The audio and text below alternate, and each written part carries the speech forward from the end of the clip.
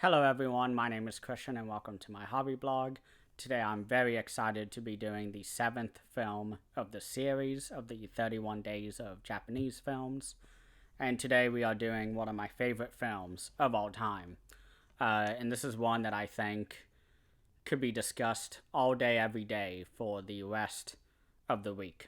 Or definitely for the rest of this series. But today I'm going to mostly focus on how this movie fits into sort of the frame that the past movies I've discussed have been inside, and I will also discuss sort of what's to come in the series in regards to the actor and director that this film has. And what film am I talking about today? Well, we are talking about none other than the best samurai film of all time. That is not Seven Samurai, at the least.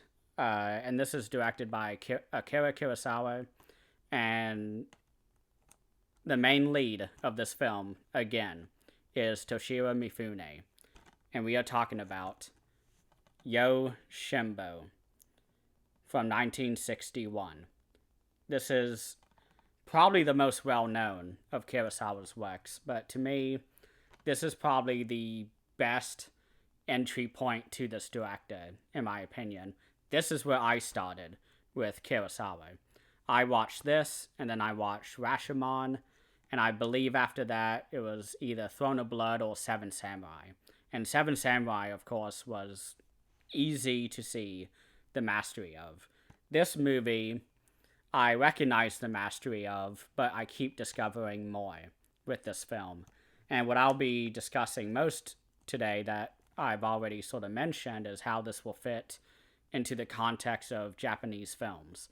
And I also want to discuss sort of the newest information that I was able to get from the audio commentary track of this release, because I had not listened to it before, and I did learn a lot of information that I thought was really interesting that I would like to share. But what is the story of this movie? What is the plot? It's a very simple one, but one that I think is probably copied the most. And I will get into more of that. Oh my gosh, I apologize. I will get more into that later. So the story. A Ronin arrives in a small town where competing crime lords vie for supremacy. The two bosses each try to hire the newcomer as a bodyguard. And who is this Ronin in this movie that we are talking about? We are talking about none other than Sanjiro, who is played by Toshiro Mifune. And shockingly, Kurosawa did make a sequel to this film, which I originally wanted to cover for this review, but I do not own the film. I've seen it a number of times, but I still struggle, for some reason, convincing myself to buy it. So I was not able to get a copy, so today we are just doing Yojimbo. But Toshiro Mifune, again, is the main protagonist of this film. This is probably one of his best roles. It is subtle. It is very well done. He brings a lot of energy into this role that I don't think Kurosawa was expecting, because by this point they had worked on a couple films together. Throne of Blood, for example, in 1957, I want to say that film was made. And also did High and Low, I think, either immediately after this or Beyond. I can't remember for sure, but they have been collaborating at this point for a number of years. And Mifune is absolutely amazing in this film. His character, instead of sort of going to one side or the other of this conflict of these two crime lords, sort of controlling the town and having the two gangs sort of combating each other the entire film, what Toshiro Mifune's character does is he has them battle each other throughout the entire film without realizing it. And it is so fun to watch this.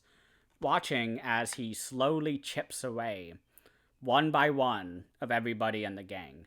Because in this film, everybody's a skilled fighter, everyone is a bully to the everyday people and to the peasants that are passing through this village when they need to.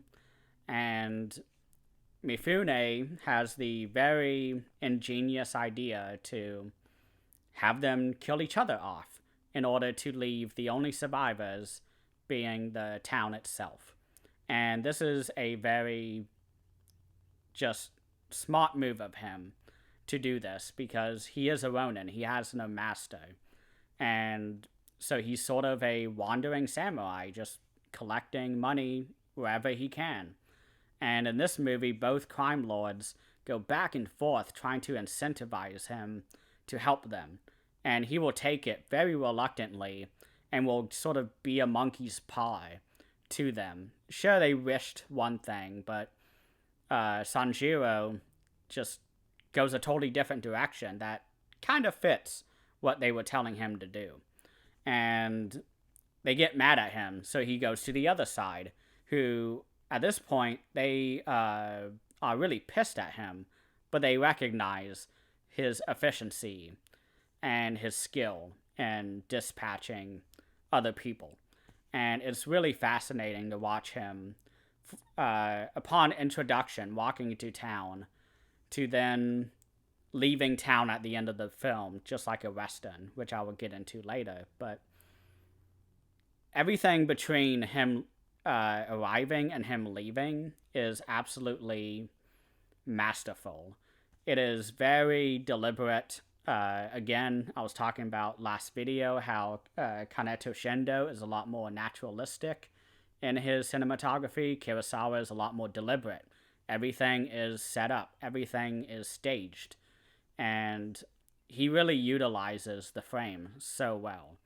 And one of my favorite shots that happened throughout this film multiple times and has been ripped off of for many years and still does to this day is Kurosawa set up the camera in the main thoroughfare of this town where everyone is sort of fighting over this one main street. And this is where everybody kind of runs out of the dens and they sort of face each other and they throw a lot of mean words at each other, sort of taunting them, trying to make the other side come to them and fight them so they can finally release a lot of tension between themselves. While they're on this main thoroughfare, this shot, which has been done many times, Kurosawa is at ground level, facing the crowd, or just the two crowds facing each other.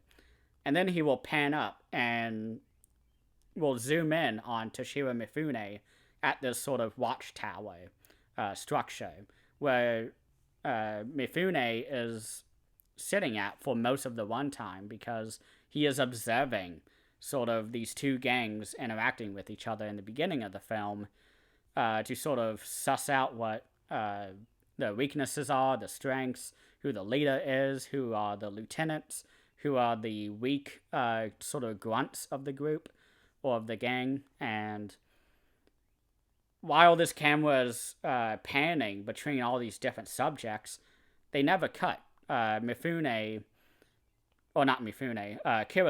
was just an expert at cinematography. And the person he worked with is somebody who he worked with a lot throughout his career.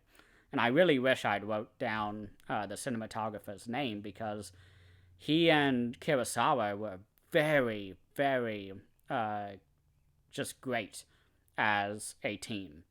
And you can really see this sort of change in I think it was the late 60s is when he lost his cinematographer and he got somebody new to come in. And his films became a lot more meditative at this point in the 70s. But we'll get into that later when we discuss one of his later films. I was just kind of cheating, looking at what I had of his left. But it is so fascinating, the cinematography in this film. Kurosawa took all of the lessons that he learned from Seven Samurai, which I think is a very beautifully shot film. He takes all of those lessons and just masters all of the techniques. And so this film is just so immersible. It's very easy to immerse yourself while watching it. It is very beautiful. Even if you miss a line or two, you're not going to be confused about what is going on. And the cinematography is just unmatched, in my opinion. And this is where Kurosawa and his frequent collaborator really excels in this film. And I think everything is just, I think everybody excelled in this film, in the craft. And the next thing I wanted to talk about is sort of the first role and character that the actor Tatsuya Nakadai is in for this film. We saw him previously in the film Seven Samurai as a very blink and you miss it cameo. And I never even noticed that he was in the film. I'd heard about it, but I was like, I guess I missed him. I didn't know, but on the commentary for that, they pointed him out. I did not pause it. I missed it again, but I know where to look next time. But what is fascinating is that that was his first film with Kurosawa. And he was in an acting school at this point. He had done a few theater plays, from what I recall, with his interviews in a separate release that I have discussed on this channel, The Human Condition. And Tatsuya Nakadai, he was given the villain role for this movie.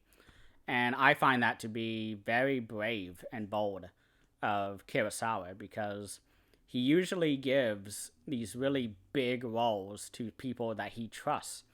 And not to say that he did not trust Tatsuya Nakadai, but he really took a chance with him, because he is a gunslinger in this samurai film. He has a single shooter, and he is not really able to use his gun ever, because bullets are not a common occurrence in this time period.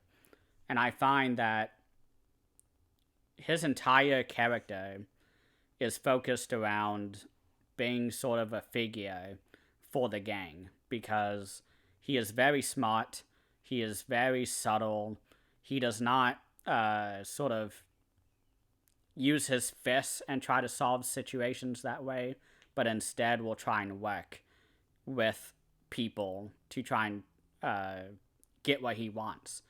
And Sanjiro, our main character, he really sort of has a mutual respect with Tatsuya Nakadai's character, because they both are equally intelligent, but Nakadai went a totally different direction, so they definitely butt heads in that regard, because Sanjiro, the character, seemingly has no principles or ideals, because he is just wandering from town to town, taking the highest bidder's coin and doing the work. And in this film, he comes into town and you're expecting that, and he does act that way, of being very sort of insular and looking out for himself. But as the movie goes on, he starts to become a lot more heroic. And I find that his sort of mental battles with Tatsuya Nakadai's character, his villain, is so fascinating to watch and riveting. It is very dramatic. Fire breaks out multiple times because of the meeting, but it's a really great pairing. I find the villain and the hero in this story to be so lovely, so fun. They are just enjoyable to watch. They are very specific archetypes within the genre, and as I said previously for the film Seven Samurai, that film was not the only one that was adapted into a Western cowboy film. And what film am I talking about? Yojimbo was adapted into Fistful of Dollars with Clint Eastwood. And I have done a double feature with both of these films. And Fistful of Dollars is for sure a shot-for-shot remake. The interesting thing is that, and I've talked about this in the previous videos, is that this film was influenced by Westerns, and this film also influences further Westerns after this point of time.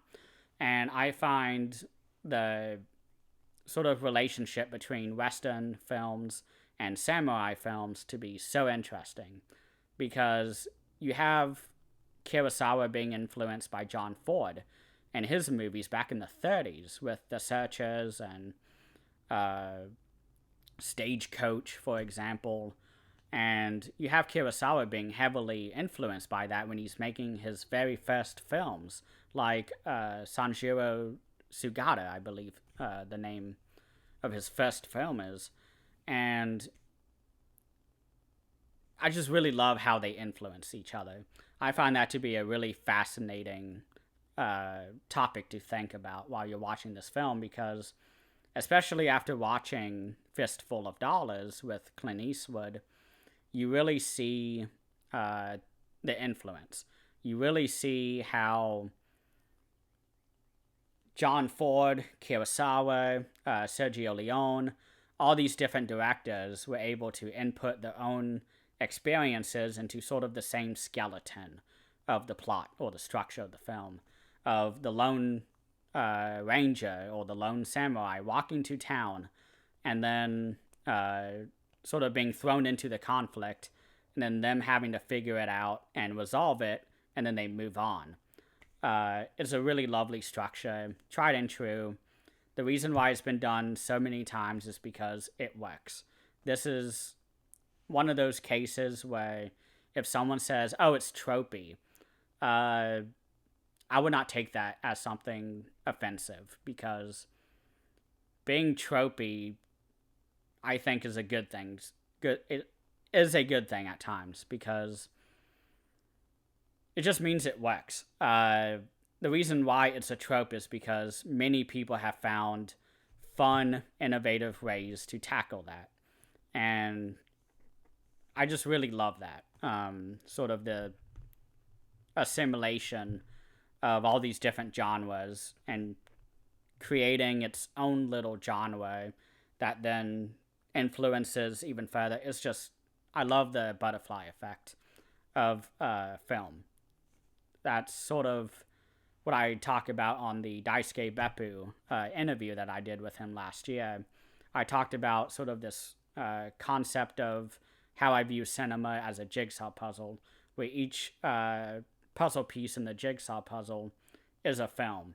And within that puzzle, you have many different colors, which can be signified by different genre, the different actors that are in it, the different producers or the editor, and so all of those elements, and sort of seeing how another movie can sort of fit into that puzzle piece that we had talked about earlier, and sort of seeing how it all fits together. I find that to be the most fulfilling part of watching films for me. And this film right here is, I think, a watershed film. This movie just blew open the doors for other directors to come in and really excel with this material, because it's perfect, in my opinion, this film is. But to sort of see what other works have come out of this structure and sort of this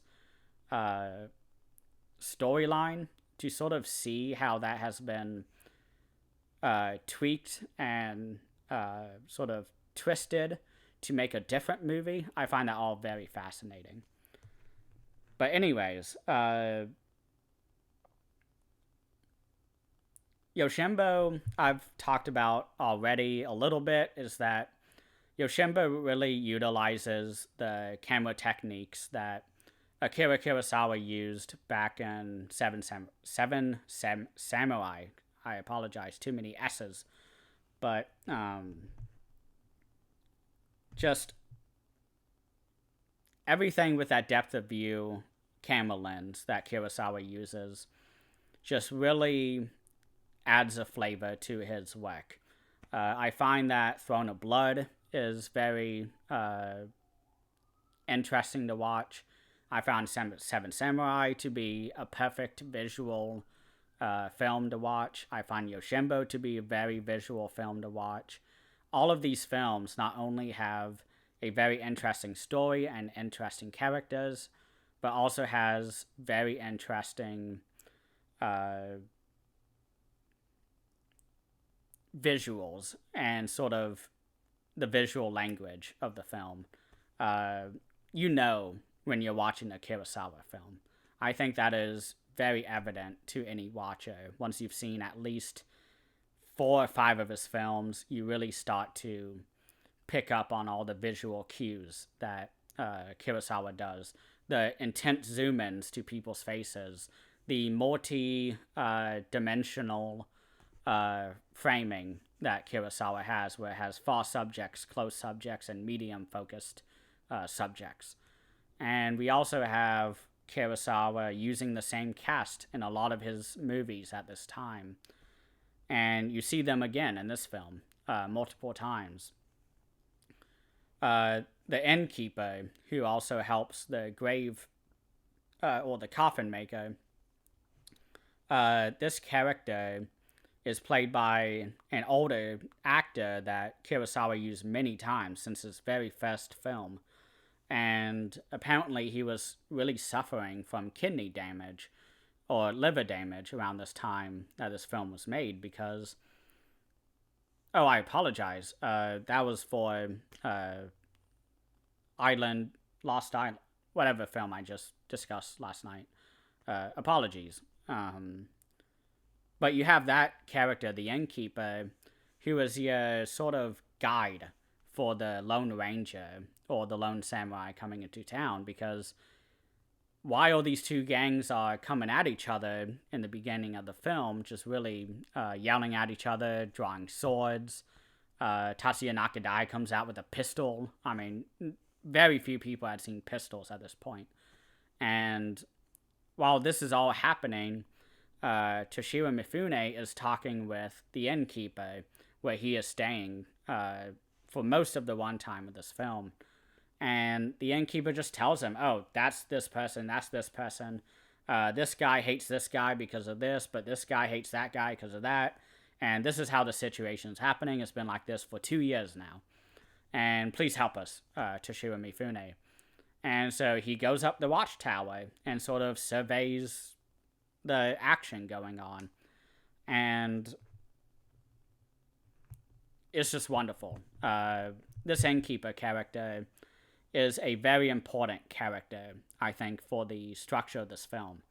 Our main character needs somebody who is really uninvolved with the power structure of the town. We need somebody who doesn't really have any impact on the gang, but the gang has a lot of impact on him. And so we need somebody that we can trust to tell us all of this information to Toshiro Mifune. That way we know, and we know what is going on. And I find that character archetype to be so important, especially in Westerns. Every single Western movie really has a innkeeper character who always lets the hero know what is going on. I find the innkeeper is always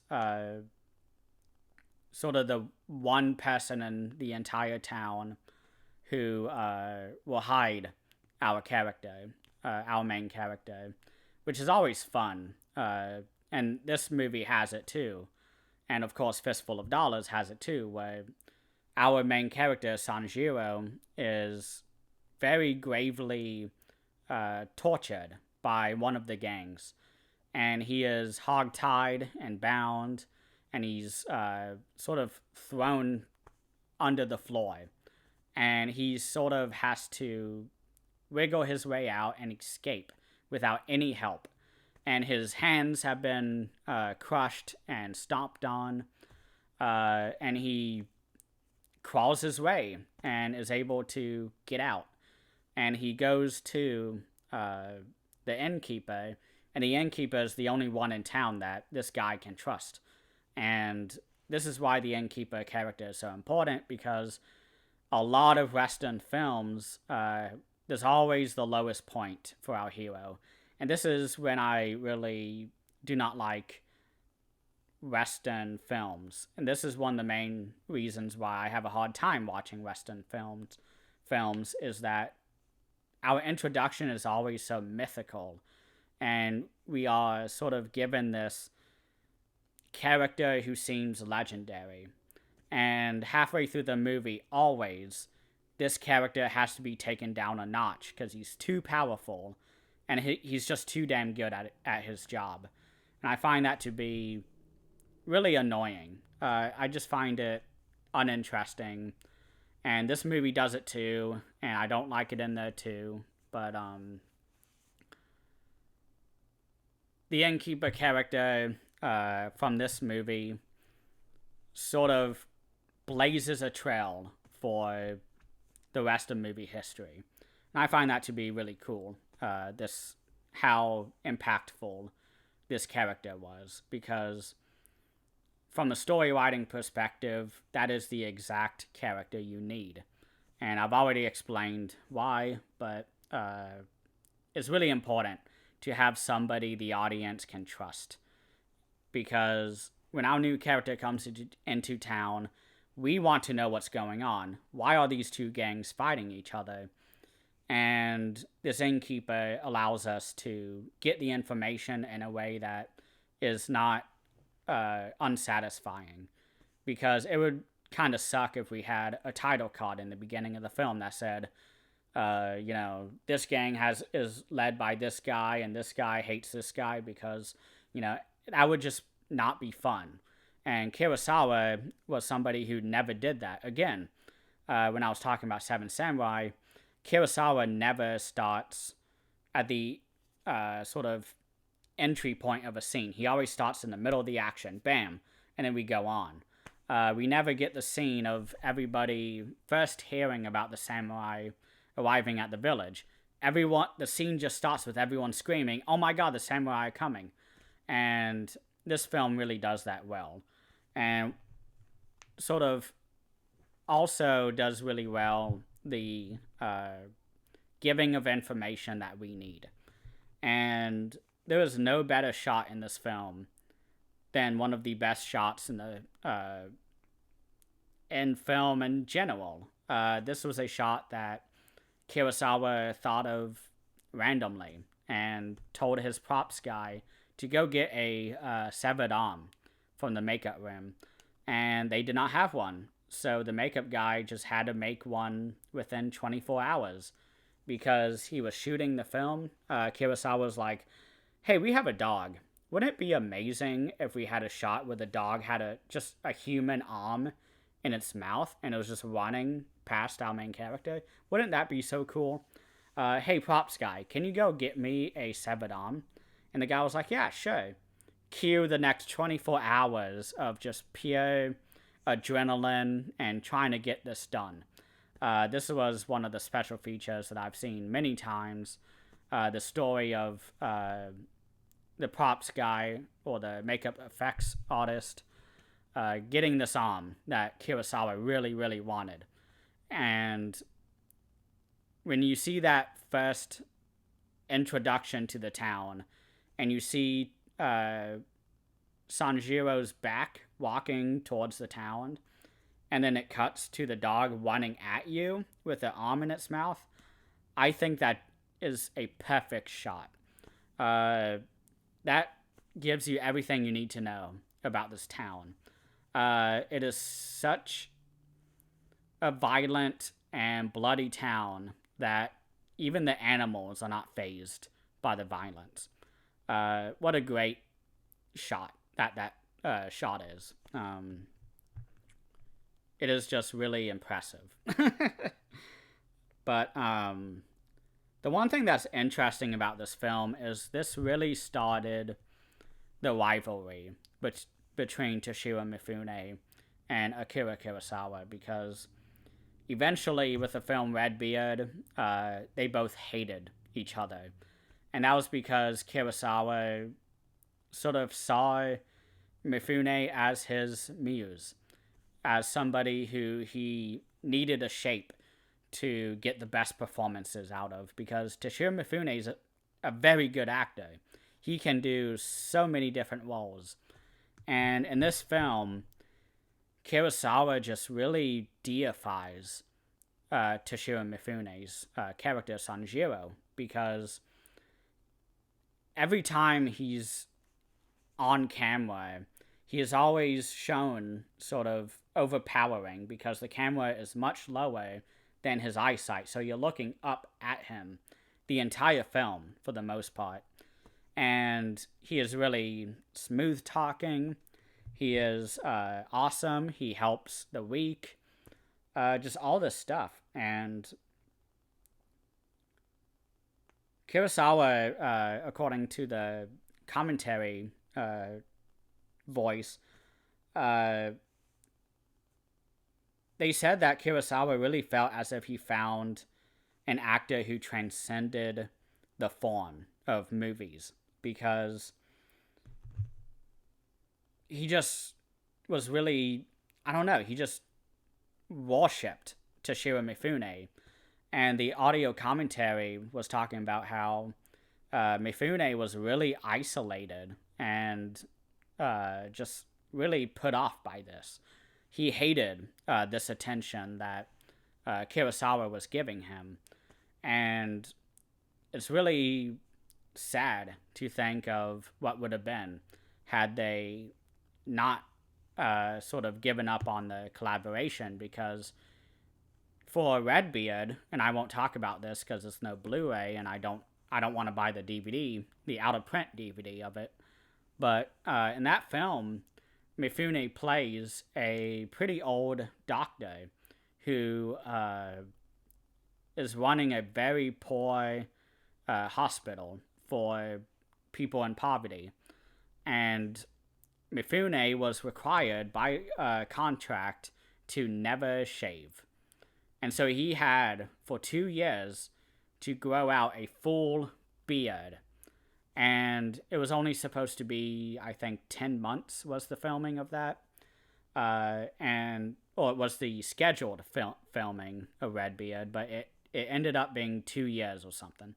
A very long time, and Mifune just did not speak again to Kurosawa for the rest of his life, from his 50s all the way to his, I think, 80s, maybe his 40s to his 80s. So most of his life, or at least half of his life, he just stopped talking to Kurosawa.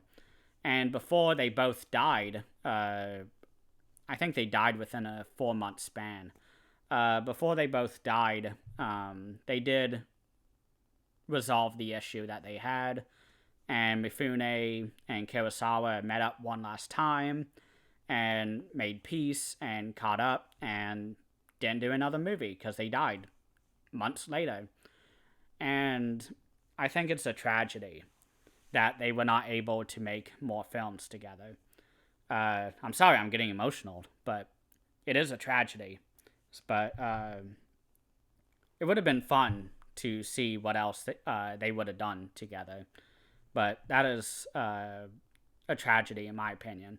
But what we have with them are so masterful that I'm just more grateful for what we do have with them.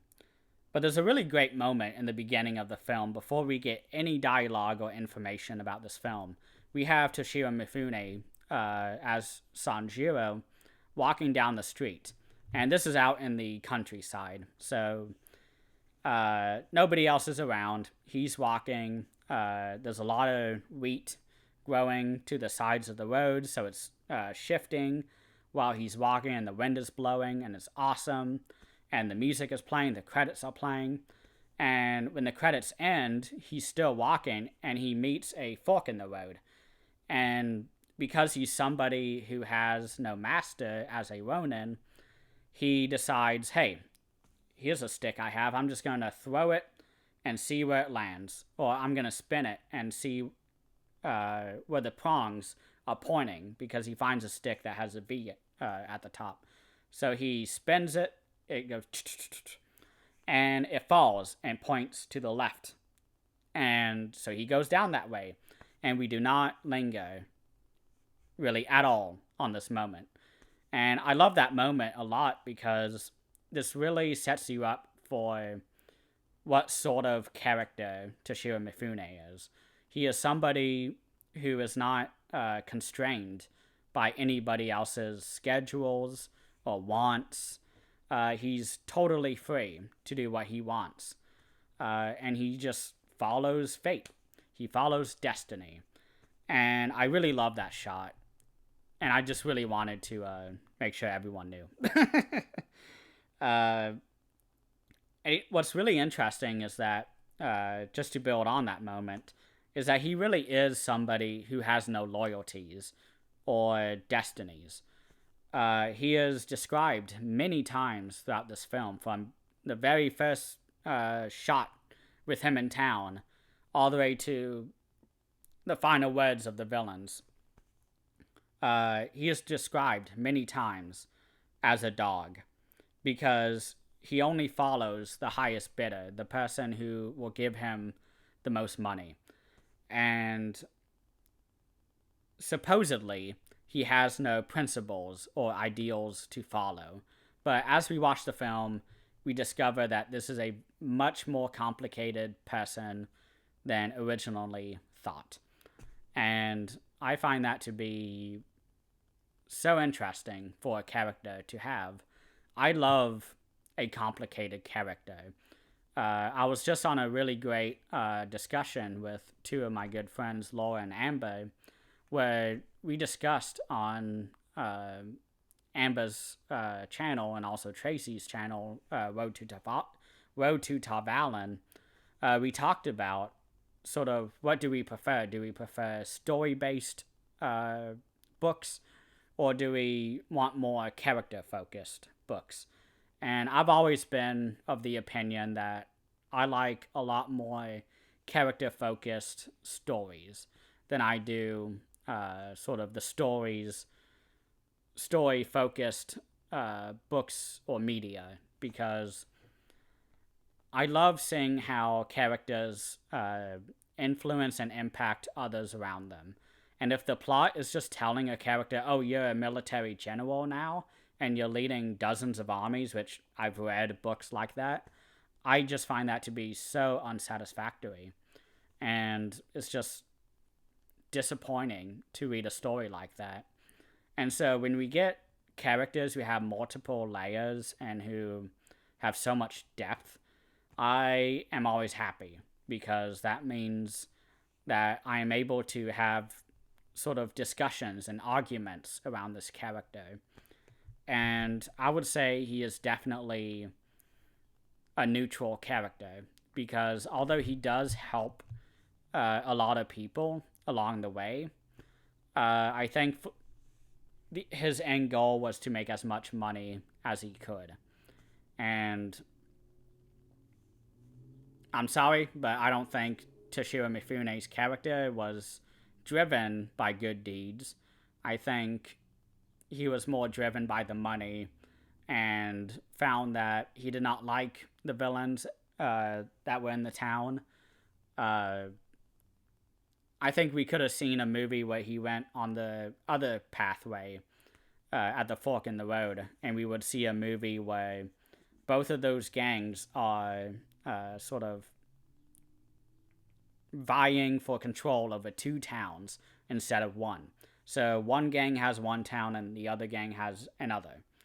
It would be really easy for me to see Sanjiro be a villain and not really focus on saving people. I don't know. At the same time, as I'm saying this, it just doesn't feel right to say, but to say that he's neutral, I think does track. I find his actions to be generally for the greater good. He does kill a lot of people, but I don't know.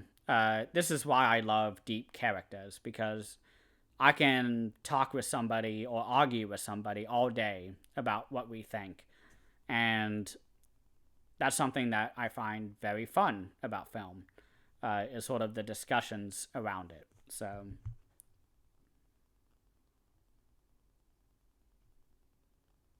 one thing that was really interesting that I really wanted to talk about, or that I wanted to at least bring up, is that the commentary discusses the kabuki theater format and talks about how at the beginning and end of every kabuki play, they get the two, what do they call it? Wooden clappers is what they're called, which are those two rods I was talking about back in, oh my gosh, The Life of a Haru. Or, no, Ballad of Narayama. When I was talking about that film, we had a character start the film off banging the two clappers. Well, that's what it's called, wooden clappers, and that's done at the beginning of every kabuki play. And I found that to be absolutely great timing to be told that, because because in the beginning of the film, you hear that sound, that kunk, and when I used to hear that a lot in his films. He does it a lot. Kurosawa was a huge fan of the kabuki theaters, but I never realized that that sound came from kabuki theater. And to hear that fact after talking about Ballad of Narayama and hearing or sort of already talking about how majorly influential kabuki was for that movie, it was just great to sort of be validated in that and learn more about it, because I never would have known that had I not turned on the commentary. But my voice is getting lost. I apologize, but the next movie that I'm doing is one that I'm excited for. It's one I haven't seen in quite a while, but I loved back in the day. So it'll be fun to revisit that one. But thank you all so much for watching, and I really hope everybody has a great rest of the day. Thank you.